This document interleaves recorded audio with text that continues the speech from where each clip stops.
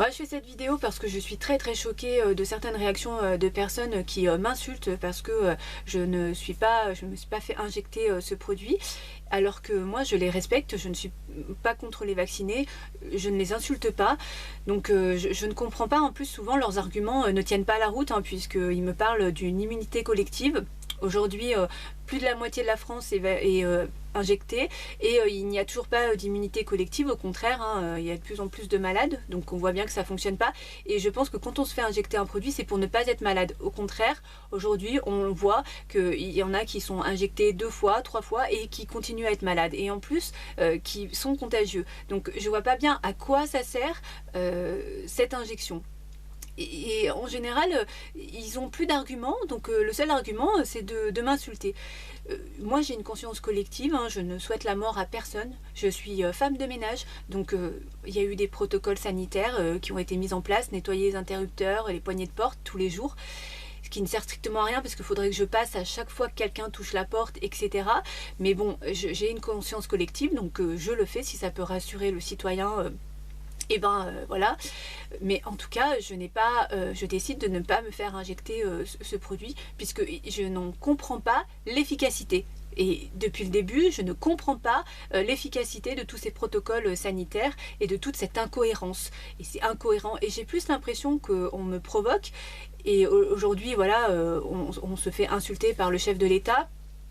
On offre une médaille à une personne quand même qui est irresponsable et qui a été mise en examen, donc c'est assez quand même incroyable. Une autre michto qui veut nous carchériser. Bon, entre parenthèses, voilà, celle qui a le cul sale, c'est pas nous. Donc aujourd'hui on est clairement dans une provocation et ça me fait peur parce que je suis pour les manifestations, je suis pour les rassemblements, je suis pour la solidarité, je suis pour plein de choses et je suis aussi pour une démocratie. Donc c'est-à-dire que ceux qui veulent se faire injecter, moi, ils m'embêtent pas et je les comprends et je n'ai rien contre eux. Je pense que cette provocation, elle peut arriver à des débordements de colère parce qu'on est tous fatigués, on en a tous marre et c'est ça qui me fait peur parce que j'ai bien conscience par rapport à mes vidéos et par rapport à mon parcours judiciaire et administratif. On m'a volé ma fille le 3 juillet 2018 injustement, illégalement et on est face à des gens qui ont une addiction au sadisme et qui sont psychiatriquement quand même assez dangereux. Et du coup, voilà, qui sont le seul but de tous ces gens que j'ai pu rencontrer et les 376 dossiers que j'ai pu rassembler, c'est de faire tomber la personne en face pour donner raison à la déraison, c'est-à-dire qu'il le provoquait jusqu'à ce qu'il tombe en dépression, qu'il pète un plomb en colère et qu'on puisse le mettre en garde à vue ou un HP, etc. Et ben on est dans le même cas de figure. C'est vraiment ça. C'est qu'aujourd'hui on est dans ils sont dans une certaine provocation pour nous pousser à bout. Et si on rentre dans cette provocation, et ben on nourrit encore leur sadisme et du coup ça ne s'arrêtera jamais. Donc voilà, je fais cette vidéo parce que j'ai très peur que voilà, qu'on puisse encore nourrir leur sadisme justement en rentrant dans leur jeu. Je pense que voilà, il faut rester calme, rester posé et le meilleur moyen de s'opposer à tout ça, c'est de ne pas rentrer dans tout ça et d'arrêter nos libertés un moment, de ne plus participer, de ne plus aller au cinéma, de ne plus aller au restaurant, de plus aller de plus voyager, de plus aller faire du ski, de plus faire des loisirs et en tout cas de s'opposer à tout ça et en étant tous solidaires, d'arrêter de mettre le masque. En tout cas, on est nombreux, donc on peut se rassembler. Et si on prend tous cette décision de refuser tout ça, et ben on est plus fort qu'eux, donc ils peuvent rien faire contre nous.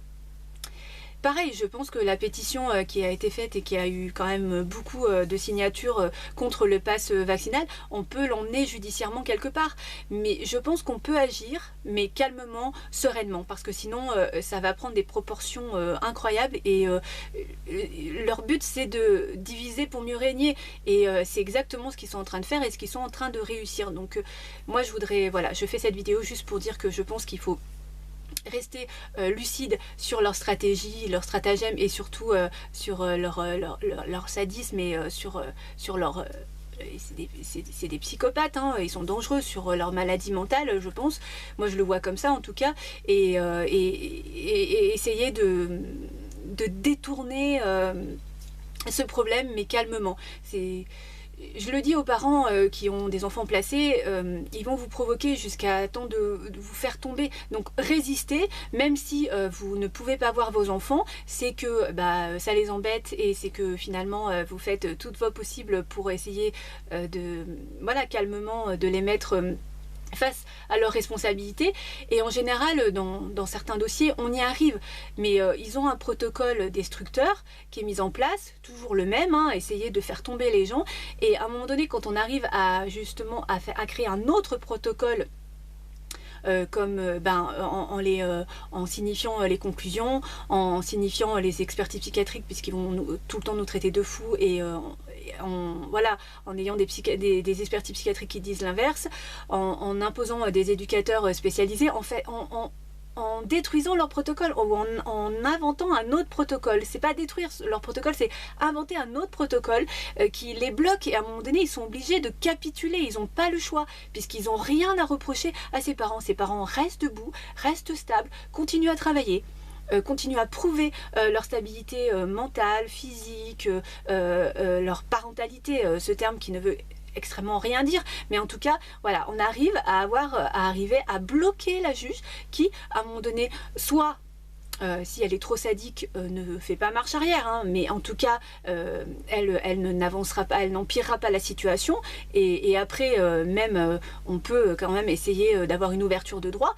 Soit elle recule, parce qu'elle prend la responsabilité, clairement, de continuer à laisser cet enfant souffrir dans un foyer ou dans une famille d'accueil ou ailleurs, et chez le parent le plus maltraitant, et elle prend la responsabilité pénalement de ce qui peut lui arriver. Donc il y en a beaucoup des juges qui ne veulent pas, quand on arrive quand même à les amener face à, qu'on les oblige à ne plus avoir le choix, à mettre leur responsabilité de tout ça qui est injustifié, illégal et abusif, et il y en a qui reculent. On a quand même de bons résultats. Donc c'est pour ça que je veux vraiment aller jusqu'au bout de l'association que je veux monter, parce que c'est le seul moyen. Mais voilà, rien ne sert de s'énerver, rien ne sert de marcher dans leur jeu, parce que les parents, quand ils adhèrent, ils n'arrivent pas mieux. Voilà, et ça sert à rien. Et en plus, bien souvent, ils se détruisent psychologiquement, puisque ils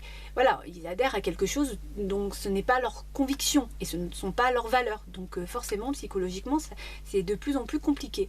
Voilà.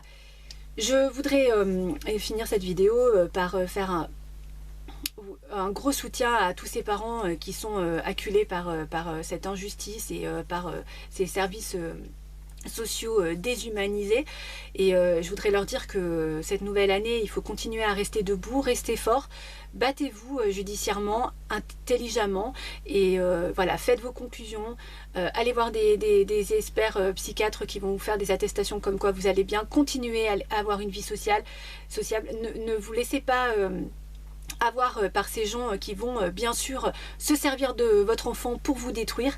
Donc ne rentrez pas dans leur jeu, et au contraire, soyez sains, restez sereins et avancez, mettez vos billes tout autour d'eux, cernez-les, et à un moment donné ils peuvent plus avancer, et c'est fini pour eux. Donc et après, je vous le dis, ils sont en plus responsables pénalement de leur incompétence et de l'illégalité de leurs décisions. Voilà, je finirai cette vidéo comme d'habitude par faire un petit message à ma fille.